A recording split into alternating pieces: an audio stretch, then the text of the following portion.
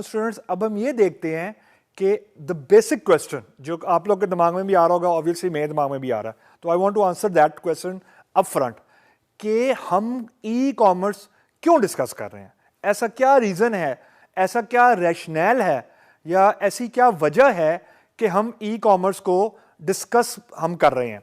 तो इसको प्रूव करने के लिए या इसको जस्टिफाई करने के लिए let us just see the numbers कि जो ई कॉमर्स के थ्रू सारी ट्रांजैक्शंस हुई हैं in 2017, these are actually 2.1 trillion USD. Now this is staggering, this is I mean marvellous, ये अनप्रेसिडेंटेड है कि 2.1 ट्रिलियन यूएसडी की ई कॉमर्स की ट्रांजैक्शंस हैं 2017 में। That is the biggest motivation both के बिजनेस की टर्म में, दूसरा अगर आप अपना ऑनलाइन स्टोर ओपन करना चाहते हैं, ई कॉमर्स के बिजनेस में आप जंप इन करना चाहते हैं, तो first of all you will see, I mean कोई भी बिजनेसमैन सबसे पहले देखेगा कि जहां जो काम वो करने जा रहा है उसकी करंट मार्केट पोजीशन है क्या, यानी इसको बोलते हैं हम लोग मार्केट ड्रिवन बिजनेस। कि अगर एक चीज मार्केट में बहुत हॉट है तो obviously investor will come in, you guys will come in to open your store. So these are the stats I'm presenting in front of you. So that's the first thing. Second thing, in US alone, जो 10% total retail sale है, जो कि offline भी होती है, ज्यादातर जो retail sale है, उस टोटल सेल का 10% ऑनलाइन हो रहा है ट्रांजैक्शन। यानी अगर यूं समझें कि यूएसए के अंदर अगर 100 रुपए का बिजनेस हो रहा है रिटेल का फिजिकल शॉप पे, उसमें से 10% ऑलरेडी ऑनलाइन हो रहा है, यानी ऑलरेडी ई कॉमर्स के थ्रू हो रहा है। Now believe me, this is a very very big number, क्योंकि यूएस की market is the world leading market. So 10% already capture हो चुका है ई कॉमर्स की ट्रांजैक्शंस के थ्रू। नाउ यहां पे मैं एक बात आपको जरूर मेंशन करना चाहूंगा कि ई कॉमर्स का जो बिजनेस है या जो ई कॉमर्स की आप कह लें जो सारी फिलॉसफी है, it is not very old, ये 10-15 साल पुरानी है, या आप यूं कह लें कि 2001 में या 2000 में ये ज्यादा इमर्ज हुई थी। मतलब ऑफलाइन जिस तरह सेल परचेज होती है वो तो आई मीन वो सदियों पुरानी बात है। इट्स इन्फेंसी कॉन्सेप्ट, ये एक बिल्कुल नई चीज है। तो नई चीज का एकदम 10% मार्केट कैप्चर कर लेना, it's a very very amazing thing. Moving forward, उसके ऑन टॉप ऑफ इट जो मोबाइल पेमेंट्स हैं, यानी वो पेमेंट्स जो मैं मोबाइल फोन के थ्रू कर सकता हूं, वो 11% ऑनलाइन शॉपिंग का ऑटोमेटिकली हो चुका हुआ है। What does it translate to? So now just see, 2012 में जो ऑनलाइन बिजनेस था उसकी जो मार्केट वैल्यू थी वो 1 यानी आप समझे 1000 मिलियन थी। 2013 में 1200 मिलियन यूएसडी हो गई। 2014 में इट इज लाइक 1.4 यानी 1400 मिलियन यूएसडी की बात कर रहा हूं मैं, और 2015 में it is 1700 billion, and then in 2016 it was 1.9। Just look at the number of 2017, 2.1 trillion USD, और जो प्रोजेक्शन है 2.8 2018 की, that is 2.3 trillion USD. That's a very very staggering number. ये बहुत मोटिवेशनल नंबर्स हैं। That's one aspect. Second aspect जो कि आपको सुन के जरा वो होगा, ज्यादा मोटिवेशन मिलेगी, कि हमें सुनने में ये लगता है या हमें सुन के ये लगता है कि ई कॉमर्स कोई बड़ी हाईफाई चीज है और सिर्फ यूएस से जैसे एडवांस कंट्रीज हैं वहीं पे हो रही है। Now let me tell you a truth and let me tell you a picture. जो e-commerce है, it no more limited to Western world only. What does it mean? Now look at this graph. USA के अंदर जो last year sale है, that is 340 billion. Moving forward, UK में 99 billion है, यानी I am moving from west to now Europe. Germany के अंदर you see it is 73 billion. France में 43 बिलियन है।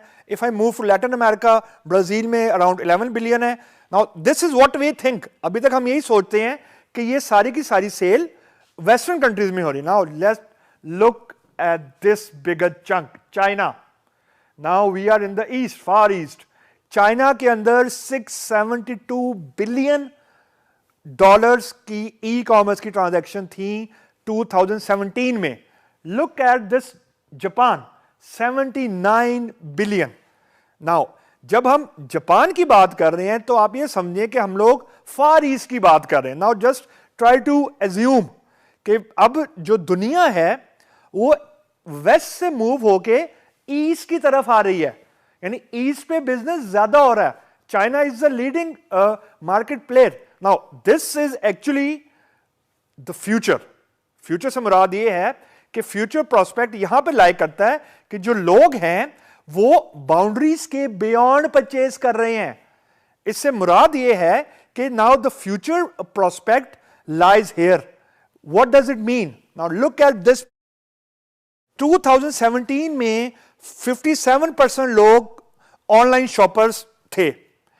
उसमें से जो यूरोप का चंक है out of this 57%, that is 63.4. Asia का है 57.9, एशिया पैसिफिक का. अफ्रीका का है 55%. उसके बाद लैटिन अमेरिका का है 54%. नॉर्थ अमेरिका का है 45.5%. जो कंपैरिजन मैंने आपको देना है वो ये देना, look at the Asia Pacific number and North America number. Asia Pacific is beating North America by around 12%. North America में ज्यादातर जो कंट्रीज हम कवर करते हैं these are USA and Canada mostly. लेकिन हमें यह लगता है कि 57% लोगों ने जो सेल परचेज की है वो 63% यूरोप में है एंड सो ऑन. सो इसका मतलब यह कि मैं अगर पाकिस्तान में बैठा हुआ हूं, जरूरी नहीं है कि मैं पाकिस्तान से ही परचेजिंग करूंगा. दैट्स अ की पॉइंट कि अब मेरे पास कोई फिजिकल बाउंड्री नहीं है. अगर फिजिकल मैं परचेज करने जा रहा हूं तो मैं पाकिस्तान से बाहर शॉप मैं कोई चीज परचेज नहीं कर सकता. Now the beauty lie in the online shopping कि मैं पाकिस्तान में बैठे हुए दुनिया भर से ऑर्डर कर सकता हूं जो मुझे पाकिस्तान में रिसीव होगा. सो इसका मतलब मैंने फिजिकल बाउंड्रीज को एक्चुअली बाईपास कर दिया.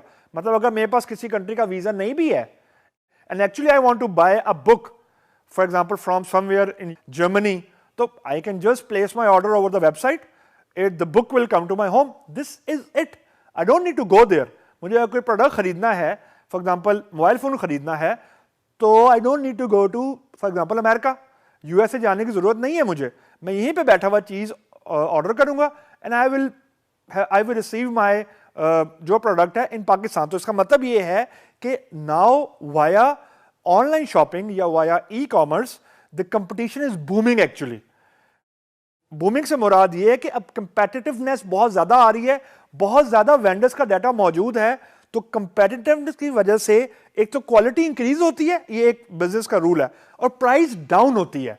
हमेशा जो प्रोडक्ट की कीमत है, अगर एक ही प्रोडक्ट 6 वेंडर आपको ऑफर करेंगे तो मैं तो वो चीज खरीदूंगा जो कि ऑब्वियसली जिसकी कॉस्ट कम होगी.